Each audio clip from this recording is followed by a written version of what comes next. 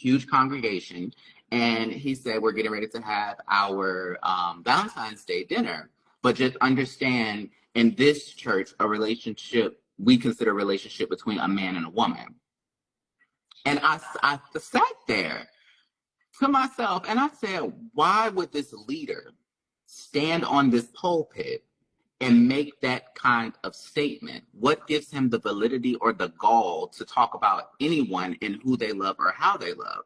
So you know how when you exiting out the church, you have they're at the door to shake your hand or whatever. I kept my hands in my goddamn pockets and I walked right out the door. As soon as we got to the car, my grandma was like, yeah, what she said? She was like, now that was rude. I said, you right, that was rude, because he didn't have to stand up there and say that.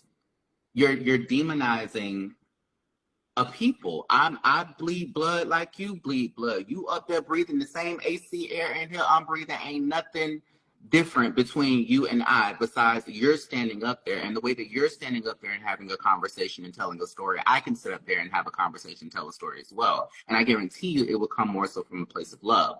Another reason why I don't go to church is because once I started reading, I've been on my spiritual journey now for probably about close to 10 years, when I actually started looking into other things that are out there in terms of from a spiritual standpoint. And I read a lot of self-help and personal development and business books. That's what I like to read.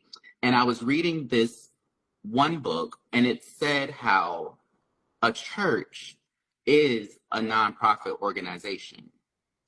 As you mentioned, why isn't the church, why aren't they out in the field and doing these types of things? If you're a nonprofit, or from a business perspective, if you're a nonprofit organization, you should have people in place to find the grant money that is necessary for you to be doing those things, for you to pour back into your community. There's no reason why we got a building fund when it's a building grant that's available.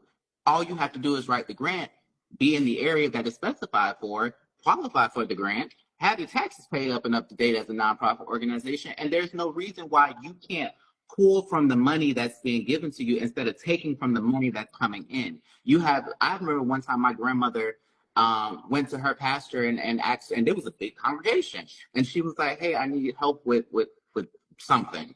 And they were like, oh, well, we can't do it, but you can take 10%. I can give you 10%. I can give this institution 10%.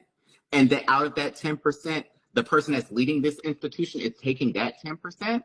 Another thing is Joel Osteen, just being here in Houston, Texas. Like,